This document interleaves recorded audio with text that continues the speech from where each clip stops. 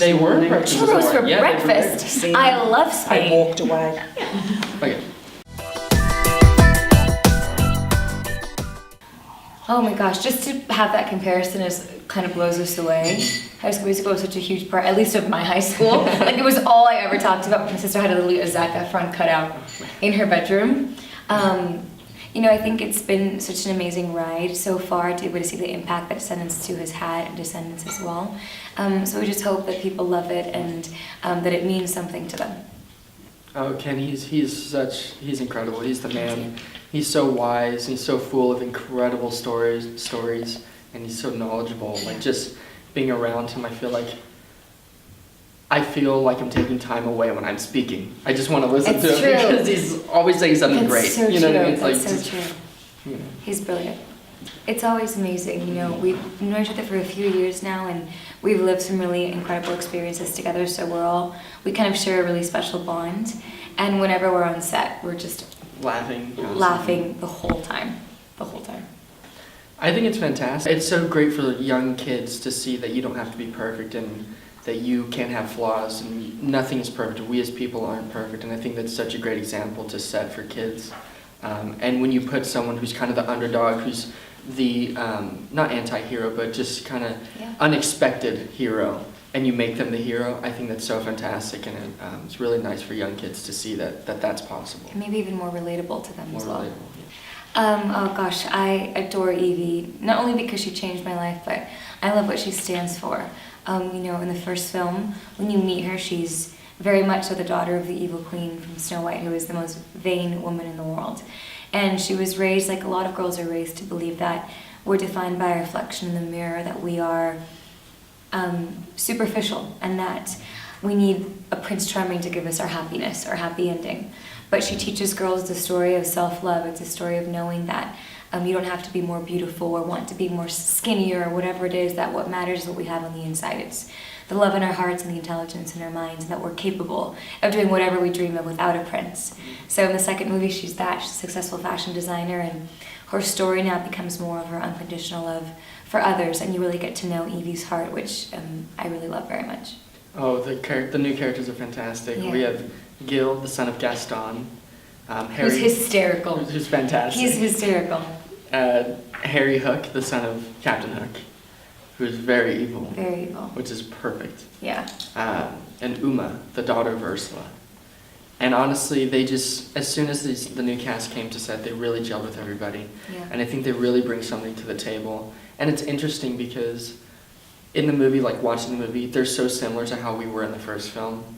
And it's kind of an interesting play on that and how people evolve and come to be, I guess. And it's cool because in this film, because of those characters, it takes us to the Isle of the Lost, which is something new also. And it's something new for everyone to see. Even for us, filming in the Isle of the Lost for the majority of the film was fantastic. Amazing. A lot, I feel like for Evie, it was her biggest fear to go back to the Isle. I think we were all really scared to go back to the Isle, but we decided to risk it all for our love for our best friend, Mal, to save her. Evie was really scared to go back because I think even though she was so happy in Oradon, she was really struggling to kind of forget who she really is and where she comes from. She was ashamed of kind of like the girl she left behind on the Isle. And when she goes back to the Isle, there's a really big storyline that goes on for Evie when she kind of realizes that she can't be ashamed of where she comes from, and more so that they left behind so many kids just like us who weren't given a second chance. And it kind of opens her eyes, and I don't want to give too much away, but it's a really beautiful moment. I think we both can agree. Yeah, it's going down the last, one of the last musical numbers of the film. Big. It's big. Big number with sword fighting, where we were trained to sword fight professionally, dancing, singing, and acting. So it was a whole week long in this massive pirate ship in a green screen. It was amazing.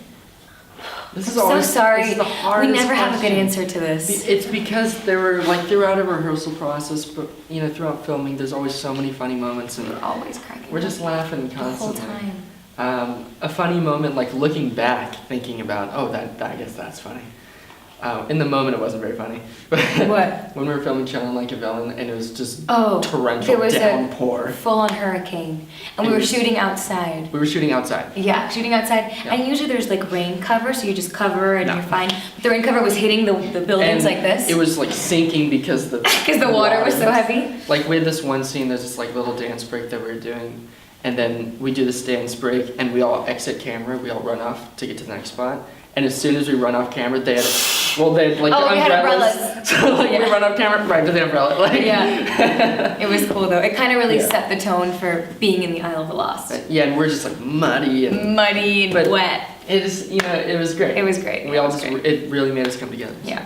And it was funny, looking back on it. My wig also fell off, which looking back was Yes, funny, looking but in the back on moment it was not. Yeah. When it's When I was raining like- and your wig is turned around. Yeah. So many lessons. You start with Yeah, I mean, Jay's. Jay's lesson, Jay's message is very interesting. I think Jay represents just the guys. He's such a dude. He's such a guy's guy. Yeah, and he has to struggle between, or he's not really struggle. He has to kind of make a decision when the question of like equality comes into play, like for men and women, with Lonnie and his character.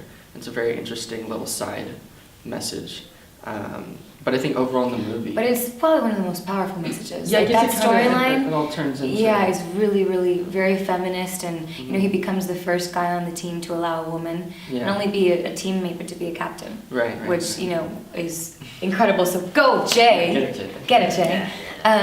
Actually, it's really cool. I feel like the message of the movie is quite feminist. Like I feel like even the strong female characters, like Uma's daughter is a woman, Mal, Evie. Evie's storyline is, like I said, it's a story about how unconditional love will always triumph over evil. And I think also the greatest message that we all relate to the most is, the VKs, like you guys said, we're not the typical protagonist. We're flawed. We're the outcasts. We're the weirdos who don't fit in. And there's a really beautiful scene when we get back to the Isle, when we all sit down and we're like, we're never going to be the kids from Oregon, and that's okay. The world is going to love us as we are. That's kind of how the movie ends, with that tone of just, Or does loving it? who you are. Or does it? Or does it? No, it does. Or not. Or not, or maybe. Maybe. Yes.